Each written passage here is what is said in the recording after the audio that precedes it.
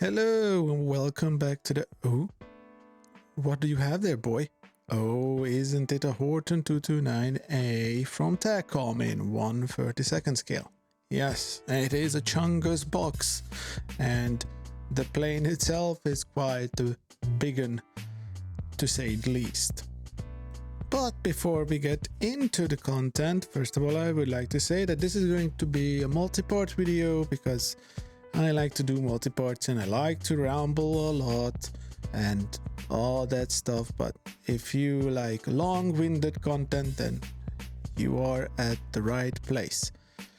And the other thing is, of course, before this guy here gets into the nitty-gritty of building this thing out, please like and subscribe, leave a comment, and, just engage with the video, fondle with it, do something, so YouTube knows that I'm not that shallow. But anyway, let's get right into it whilst doing this tiny piece here, which is the first step apparently. This goes behind the pilot seat. I don't know what the whole thing is here, but this is a part of the internal structure, because this kit comes with a complete internal frame structure and it's quite nice, although there are issues here and there. But anyway, next up, this cross section here goes in there. Take care which direction it faces. And of course there is just one pin, so make sure that it's properly perpendicular to the middle section there, like so. And now you have these two, and I almost glued them in upside down.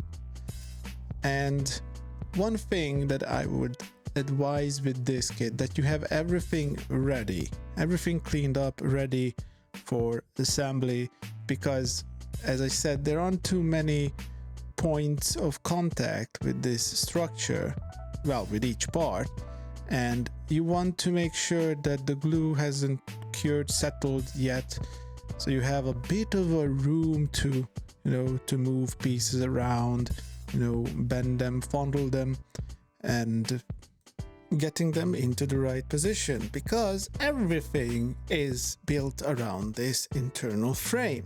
And if the internal frame is whacked up, then you're going to have a bad time doing everything else. Another advice I would like to give here is the instruction sheet is absolutely bonkers, insane, and bad. Just straight out of bad. There are just a handful of steps, but each step a lot of times consists of multiple parts being shown where they go. You don't have that kind of luxury that with what you have with Airfix kits, like this part goes here, and then on the next picture you have a nice colored show off where it actually went. There is no step by step, there are just steps which consists of multiple parts. And sometimes these arrows, like you see there, it's just weird. Sometimes I don't even understand how the arrows go. But anyway, it is what it is. It is very close or very similar to the quality of border models instruction sheets. And like this piece which we started off, now that we positioned it there, you have to want to make again sure that it's perpendicular to the structure underneath. And now here is another thing, like this G46 part, this long rod thingy. It shows you how to put it in, but actually I've tried, I looked, and I scratched my head for 10 minutes or so until I said, okay, you know what?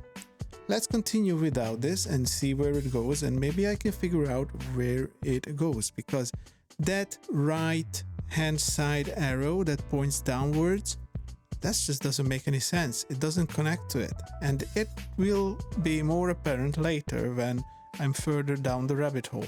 And this just really shows that you want to make sure you understand the instruction sheet and and pick and choose the parts, the steps that you want to do beforehand. Like this part here, look at that weird kind of angular experience of an arrow. It's just too complex, whilst the whole situation is way more simple. The left hand side of this part goes over the top and the right hand side goes under. It would have been so much easier to explain this with just a color-coded picture, what Airfix does, where you can see that specific part in its place. That would have been so much easier than trying to guide the builder with some arrows. Ridiculously overcomplicated and yet simplified instruction sheet. It's a very weird experience. Now I don't know if they have the same problems with their armor lineup, but I did build their Panzer I back in the day, but I can't really remember how good or bad that was. Anyway, let's move on because this Horten is not going to build itself. And now we are going to build the two sides of the fuselage. If you can call that middle section of this flying Dorito a fuselage, to be honest. But this is the part where the two wings attach. One notable thing with these parts is that these have quite big and prominent ejector pin marks on the inside. And that's a bit of a problem if you want to have like an open fuselage kind of thing going on where you can show off the engines, which I want to, but I didn't notice them at first and didn't care about them too much. And later on I was just like, yeah, it is what it is, it's going to stay that way. And so it's a bit too late for me, but it's not too late for you. You can still fix these and fill them in to make it nice and smooth. Now I'm going to attach these sides to the main structure, and you have here 4 contact points.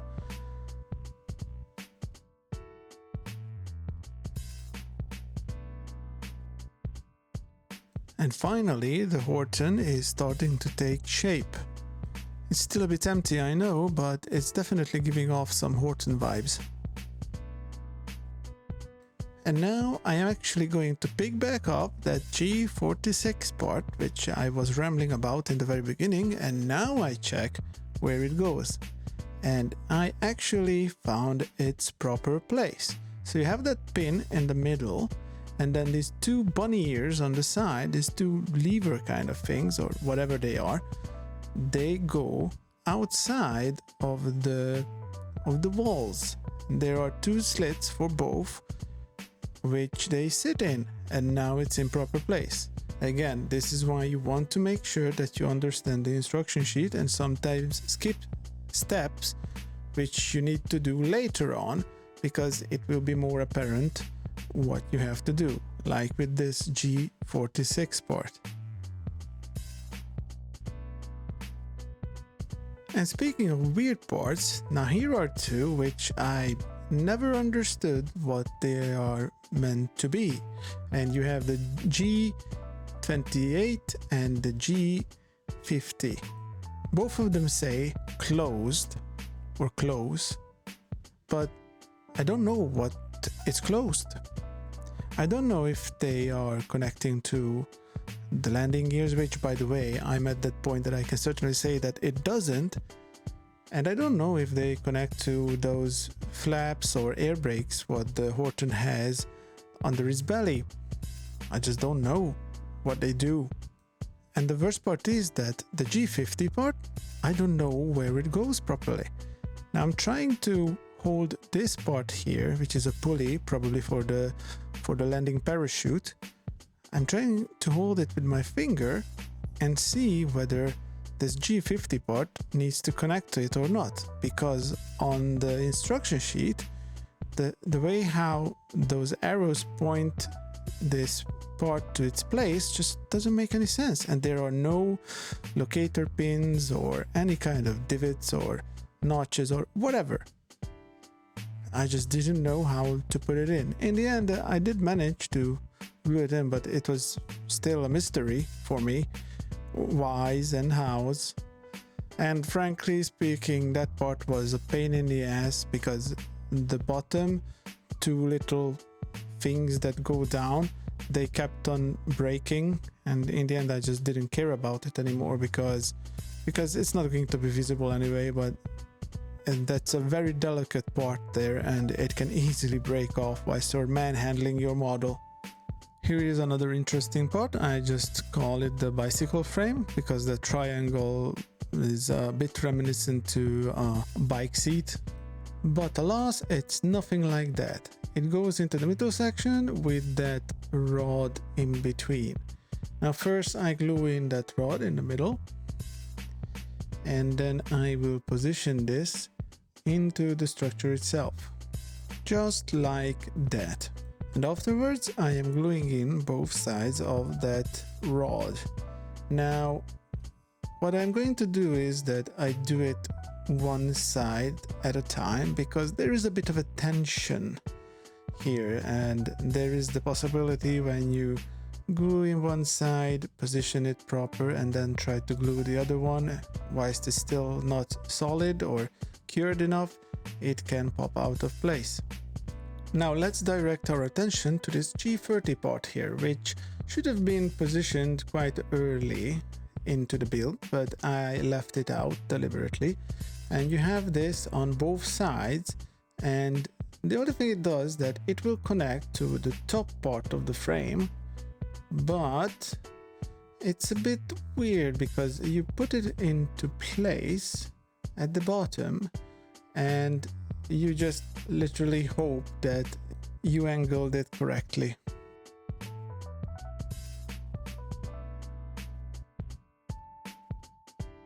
Moving on, this is a fun one again.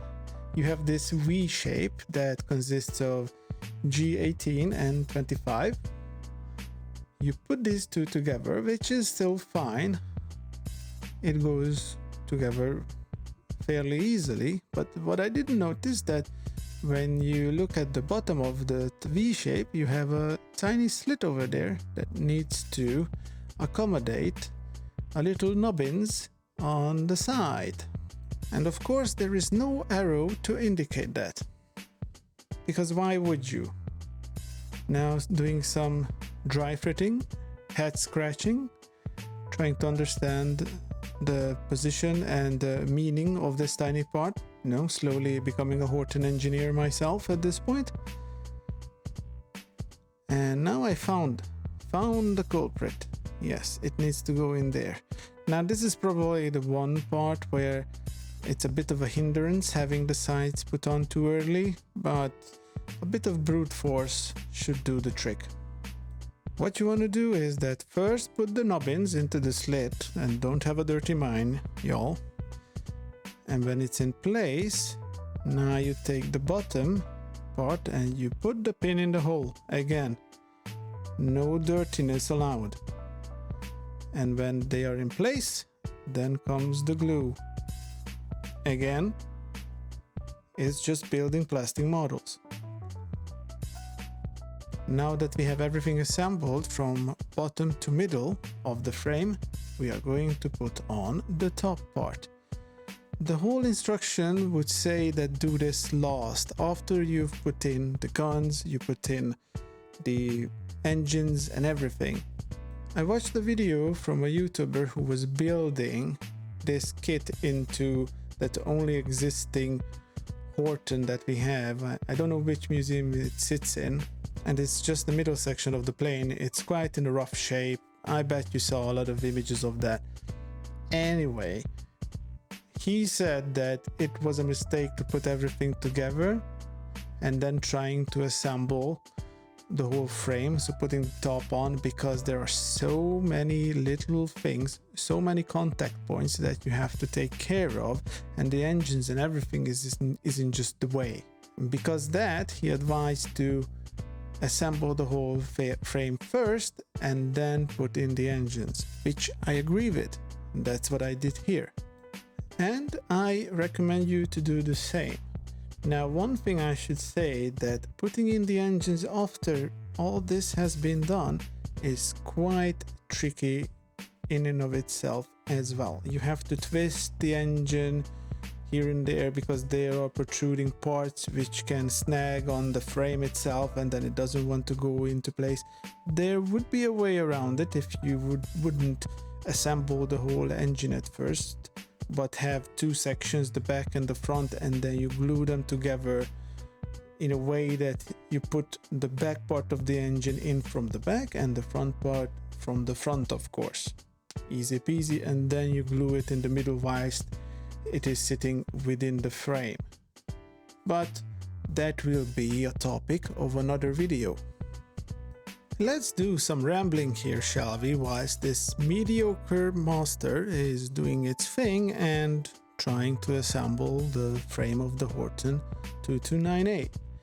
The topic I want to rant about is that how the model manufacturers, model makers, are missing out on some parts when it comes to these what if scenarios and paper panzers or what if planes, paper planes. And my problem with this Horten is that it's neither a production version or a test version, because the test version didn't have any guns, but it didn't have any cockpit, pressurized cockpit that is, either. The production version would have had a pressurized cockpit and guns. But the thing is, when you have a pressurized cockpit, you don't need a pressurized suit, because let's be honest, that pressurized suit, like the one you can see here on the image, good luck dogfighting in that, or just even trying to shoot at a bomber. It's like Mission Impossible ×2. You already have a shitty cockpit with very bad visibility, and now you are also wearing a Martian suit. What I'm getting here is that Tacom should have done either of two things.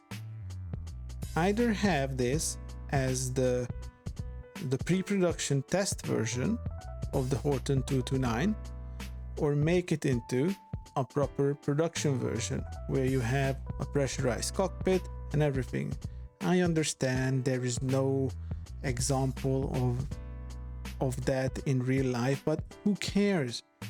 You can make shit up at this point. Just make your own pressurized cockpit of the thing and sell it like that.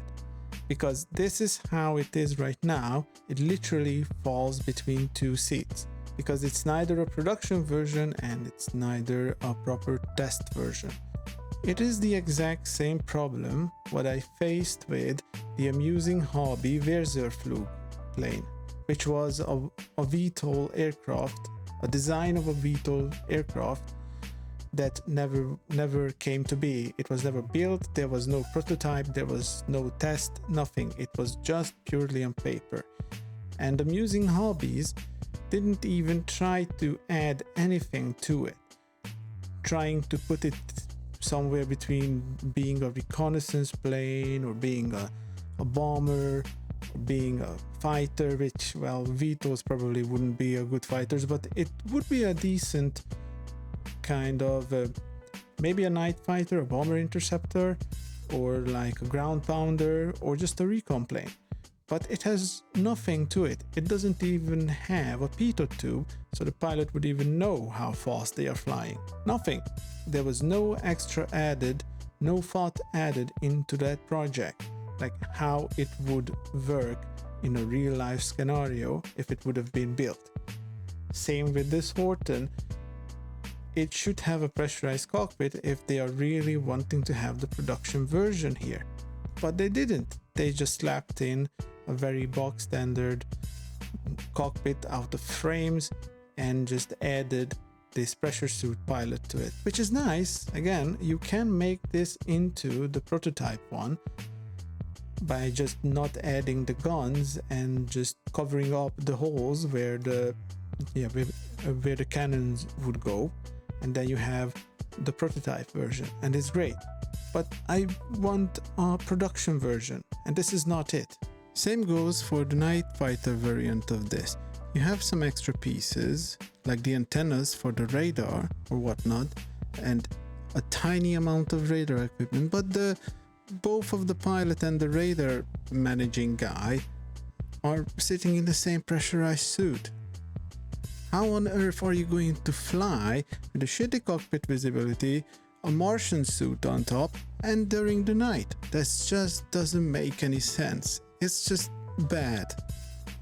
And I don't really understand why TACOM didn't take the extra mile and make it into something more plausible and more interesting. They could have done so easily, because it's a what if scenario. It can be anything. You know, that pressurized cockpit can look any way you want.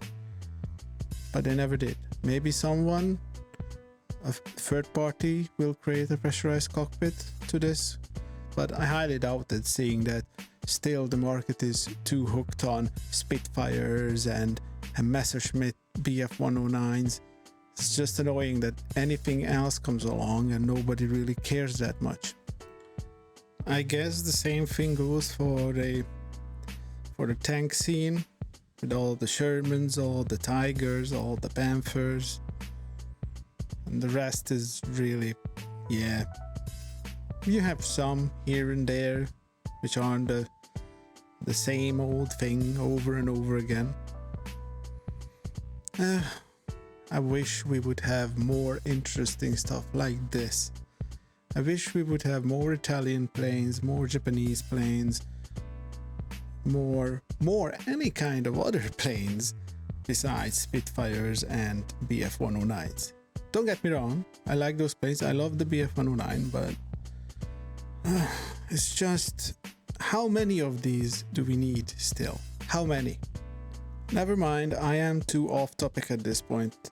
Let's continue looking at what this guy does here. So previously, whilst I was rambling, you saw that he put together the cockpit seat. Very box standard seat, out of 4 parts, nothing fancy there. And now this here, this crazy contraption here, is the bottom of the cockpit area. I wouldn't really call it a cockpit because there is not much of it. The poor guy was sitting in between the 2 engines without any kind of firewall or anything. Like, this is the other thing. If this gets shot, yeah, the pilot is literally, technically, and in all intents and purposes, cooked. Fried even. Now I'm going to attach this cockpit bottom frame to the main frame, and it doesn't have to do anything with IT or even Skynet. But let's be a bit more positive besides all the rambling that I did before. The fit is very good. There are no real problems with most of the fit. Yes, there are some odd pieces here and there, but I think that's common for every model kit, even the very best of the best ones. But now that we have the bottom frame of the cockpit area down, let's continue building up the cockpit. And next up are the rudder pedals. Quite simple to do, just 3 pieces. On the top right corner you can see that it's not too complicated when it comes to the cockpit area. There are 2 sides with a tiny amount of instrumentality, and then some levers here and there. Then you have these 2 rudder pedals, and that's about it. It's a very bare bone thing. Again, this is very bare bone, what would be very consistent when it comes to a prototype plane.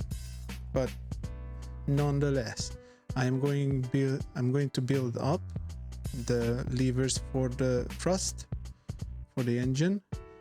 Now the levers look decent, but one thing that I need to mention here is that these actually are 4 levers, because each of them are 2 separate ones for 2 engines. So you have 4 levers in total. I saw someone doing it proper, but I was like, no, I'm not going to bother cutting those off, bending very thin metal sheets, and then doing those plasticky bits. I like modeling, but I don't feel like that with a closed cockpit and everything it would make any difference whatsoever.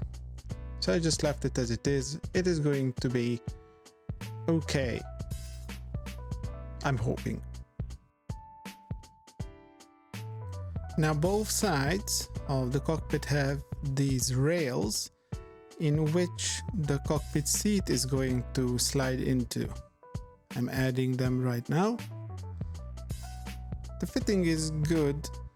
You don't have to be careful of putting it in a wrong angle or anything. And now that they are fully assembled, I am going to glue them in place. These rails make things a bit easier when it comes to painting, because you can leave the cockpit seat out and paint it completely separate and then just slide it into place, and it is not going to go anywhere even. Going to assemble the instrument panel now. It looks really good, the instrument panel that is. It is highly detailed and has a lot of instruments, and I can already say that the decals are really nice for it as well. And they are not just one big sheet that goes over the whole panel, rather each instrument has its own tiny decal.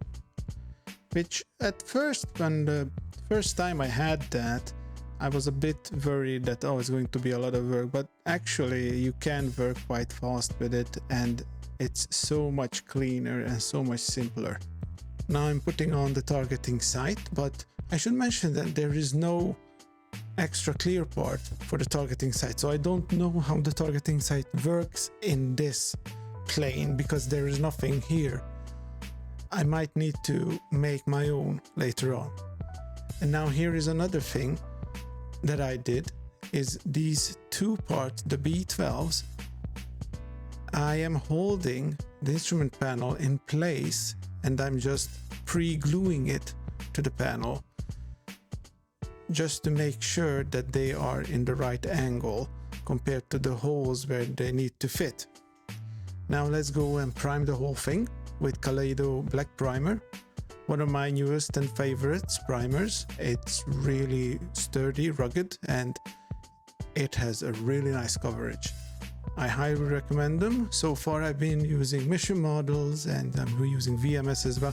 VMS is nice, but it's not really great for planes, I found, because the surface is quite rough, it's quite sandy, which is good for, I don't know, tanks and whatnot, to give it a bit more rough texture, but for planes you want a very smooth surface, like when you are doing lacquer based ones. And this is really like lacquer when it sprays, and the coverage is good and the durability is really good. I'm very happy that Kaleido reached out to me to have a go at these, because yes, these are, I think right now, these are the best on the market.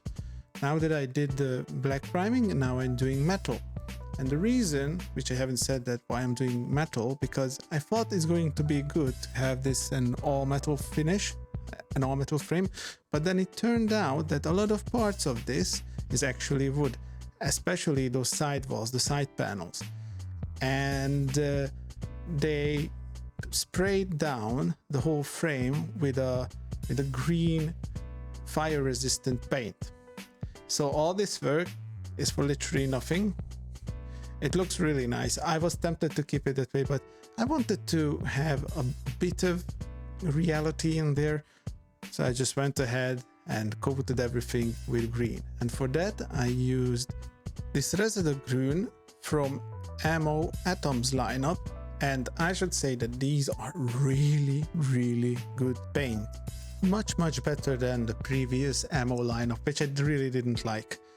But I also got the idea from Barbatos Rex in one of his videos when he did the review of these paints to thin them with IPA, isopropyl alcohol, and it is like magic. It's almost as good as lacquers and it sprays really well. The coverage is really good, and it also doesn't have any tip dry, well, almost no tip dry because of that.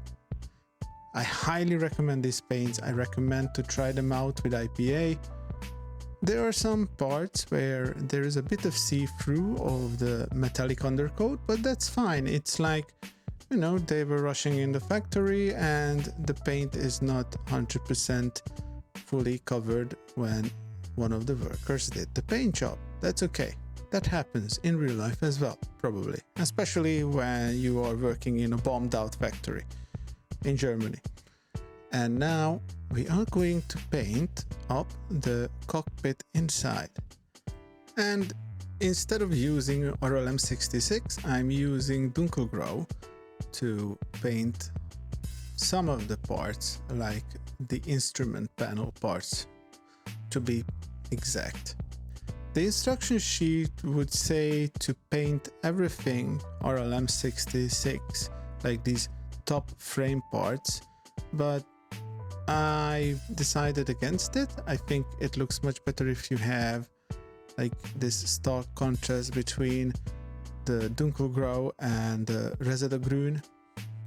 Also using some metallics to highlight some parts, like the rudder pedals, this pulley thing, which is again probably for the braking parachute on landing, and some parts of the frame, the ones that are actually a part of the control system and would be moving.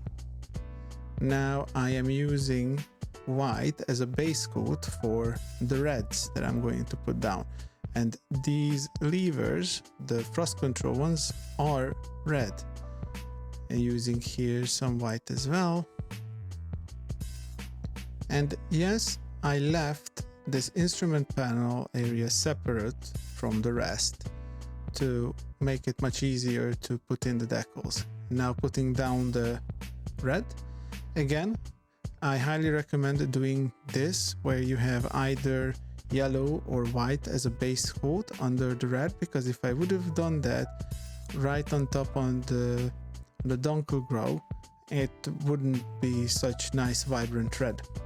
And now using Kaleido varnish semi-gloss to seal the whole thing. But first let's do the instrument panel.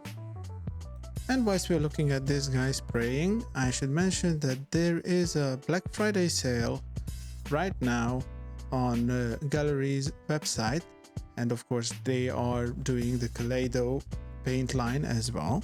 This means that there are a lot of things to choose from. You can get new airbrush or any accessories that come with it, and you can get paints, primers, varnishes, and all this good stuff for a very low price. And you can use my coupon code if you're going to shop on Amazon. It's down in the description. Also, if you go through Gaahleri's own website, you have my affiliate link, and these give you extra percentage off on top of the Black Friday sale. And then if you are looking at this video in the far future, or like the Black Friday sale is over, you can still go and use my affiliate link, because that will give you some extra percentages off regardless. That is working all the time. And now I'm going to do the decaling. As I said, each instrument has its own little decal, but because we are in 1/32 scale, these are quite big actually, and it's really easy to put them in place. They come away from the paper very fast, they are very thin, and they can conform the surface underneath easily. And here's how it looks. It's already looking great, but we want to go the extra mile. After I place this one last bit into place. Of course, usually I use microset microsole. So first I put in some microset where the decal goes. I put on the decal, and then I use a cotton bud to push it down into place. And if there is something wrong, I can still go and just wiggle it around a bit and see how it looks. Yeah, that is looking awesome. And before I do anything else, I also use some AK weathering pencil, and I use this white to put down some buttons here and there. And the reason why I'm using this pencil instead of using regular paint is because these pencils can be washed off very easily if you make a mistake. And of course I also use some reds. Same as the white, it's a pencil and not regular modeling paint. Just a tiny dab with the end of the brush, like that. And now it looks much nicer with all those tiny buttons. Too bad it's going to be a closed cockpit. And now for the final touch of realism, I'm going to use some UV curing resin and make this glass-like effect on all the instruments. So you take an applicator and fill these up until they give this magnifying effect. Make sure that it doesn't overspill, because I don't know how you would clean that off. I would say probably less is more once you're getting the hang of it. And here is the end result. I think it looks amazing how shiny and how realistic it is. This glass-like feature is quite good. But onto something else. And that something else is adding some wash to the frame. Now I am not going to overdo it because I rushed this part a bit. I want to be done with it, so it's not my best work. I tried to do the joints mainly, but in the end I decided that I will come back to this part after I have everything assembled. And by everything I mean I have the engines in, I have the guns in, and so on. And that's about it for this video, folks. The rest of it are going to be in separate sessions, so stay tuned for those. I hope you enjoyed what you saw so far. I hope if you have this in your stash and you are ready to build it, then that this video will give some guidelines, some guidance how to do certain things. And of course, stay safe, happy modeling, kiss your mom for me, and like and comment, subscribe. See you on the next one. Bye bye.